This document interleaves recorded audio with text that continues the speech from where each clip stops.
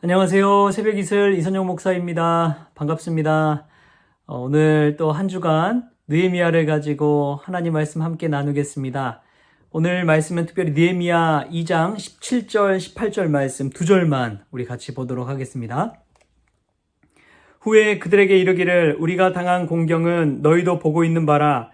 예루살렘이 황폐하고 성문이 불탔으니 자 예루살렘 성을 건축하여 다시 수치를 당하지 말자 하고 또 그들에게 하나님의 선한 손이 나를 도우신 일과 왕이 내게 이른 말씀을 전하였더니 그들의 말이 일어나 건축하자 하고 모두 힘을 내어 이 선한 일을 하려 하매. 아멘. 네, 오늘 또 새벽을 깨워 또 하루 열어가는 우리 성원 가족들에게 이 말씀이 귀한 위로의 말씀 될 수 있기를 바랍니다. 느헤미야란 이름 뜻이 여호와께서 위로하셨다라는 말씀인데요. 느헤미야를 통해서 이스라엘 민족을 위로해 주신 하나님께서 우리 성원 가족들도 위로해 주시고 또 하나님께서 그 너른 팔로 안아주시기를 축복합니다. 느헤미야 말씀, 특별히 오늘 말씀 보면은 느헤미야가 이스라엘 민족에게 다짐하는 것이 있습니다. 그게 뭐냐면 예루살렘이 황폐하고 성문이 불탔으니 자 예루살렘 성을 건축하여 다시 수치를 당하지 말자 하고 라는 말씀을 17절에 하고 있습니다.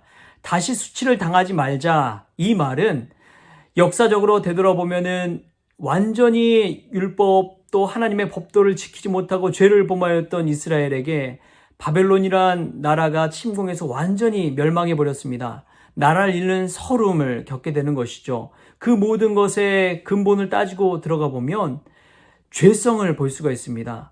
이스라엘의 죄를 범죄함으로 말미암아 하나님을 떠났기 때문에 하나님의 손이 치셔서 이스라엘을 완전히 멸망시켜 버린 것이죠. 이 일은 다시 수치를 당하지 말자. 이 말은 다시 범죄하지 말자라는 말로도 우리가 받을 수가 있습니다. 사랑하는 성원가족 여러분, 느헤미야는 이스라엘 민족에게 다시 범죄하지 말자 이 메시지를 하고 있는 거예요.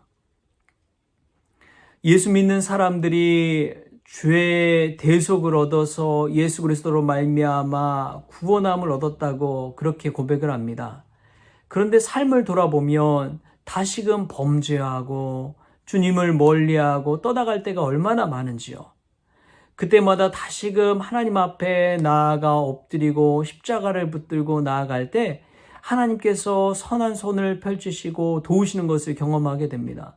느헤미야는 이러한 좌절과 낭망 가운데 처해 있는 이스라엘에게 다시는 수치를 당하지 말자 하고 권합니다. 죄 가운데 빠지지 말자는 거예요. 때로는 우리의 상황이 우리를 몰아갈 때도 있습니다. 그럼에도 불구하고 우리가 하나님을 바라보고 우리를 대속해 주신 예수 그리스도를 바라볼 때 다시금 희망이 있고 길이 열릴 줄 믿습니다. 우리가 다시는 수치를 당하지 않는 그네 가운데 나아갈 수 있을 줄 믿습니다. 오늘 하루를 예수 그리스도를 바라보면서 수치를 당하지 않고 또 이겨낼 수 있기를 주님의 이름으로 축복합니다. 누구나 한 번쯤은 실수할 수 있습니다. 사람이기 때문에 그래요. 실수하지 않는 사람은 사람이 아닙니다. 하지만 그 실수가 계속 반복된다는 것은 무언가 문제가 있는 거예요. 자질 문제일 수도 있지만 하나님 앞에 믿음으로 온전히 나가지 못했기 때문에 그럴 수가 있는 것입니다. 우리도 하나님 앞에 완전히 자복하며 엎드리며 나아갈 수 있게 축복합니다. 다윗 왕도 보면은 하나님 앞에 범죄할 때가 있었어요. 완전히 성결하지 못했습니다. 여호와 하나님 앞에서 다윗도 우리아의 아내 밧세바를 범할 때도 있었고요. 또 인구조사를 통해서 하나님을 믿지 못하고 사람을 또 군사력을 믿었던 다윗, 그 다윗이 범죄할 때가 있었습니다. 그럼에도 불구하고 다시금 하나님 붙잡고 또 하나님을 바라보며 보았기 때문에 다윗은 일어설 수가 있는 것이죠. 우리 성원 가족들도 다시는 수치를 당하지 않고 다시는 범죄하지 않는 그러한 믿음의 가족들 다 될 수 있게 축복합니다. 또한 오늘 18절 말씀에서 우리가 볼 수 있는 것은 느헤미야는 혼자서 이 모든 일을 감당하지 않았다는 거예요. 오히려 동기부여를 통해서 이 작은 불꽃 하나가 온 산을 태웠듯이 믿음의 불꽃을 태웠을 때에 일으켰을 때에 온 이스라엘이 함께 모두 힘을 내어서 일어나는 것을 보게 됩니다. 오늘 18절 말씀 보면 이래요.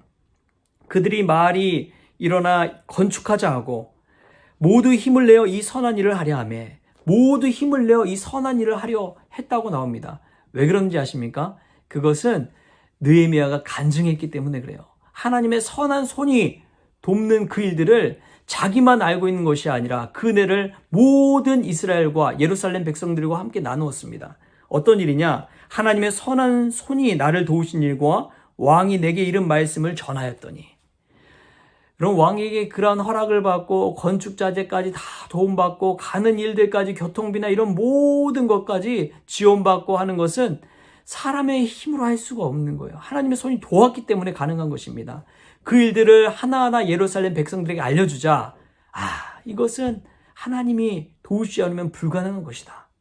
이렇게 함께 은혜 받고 깨닫고 느헤미야의 말을 믿는 것이 아니라 하나님의 선한 손이 도우심을 믿고 모두 힘을 내어서 선한 일에 동참하게 된 것입니다. 저는 우리 성원교회를 향해 하나님께 선한 손을 또 도우실 줄 믿습니다. 그 손이 함께 하실 때 우리 성원교회도 일어날 줄 믿습니다. 여러분 한번 생각해 보십시오. 지난날의 모든 은혜를 생각해 보십시오. 우리의 힘으로 될 수 있는 것이 아닙니다. 하나님의 은혜와 선한 손이 함께 하시기 때문에 가능한 일입니다. 할렐루야.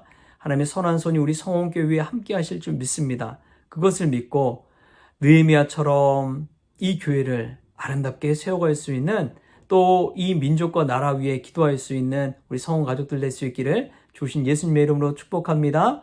기도하겠습니다. 하나님 아버지 감사합니다. 또 다시는 수치를 당하지 말자 하는 말씀처럼 우리도 다시는 범죄하지 않게 하여 주옵소서.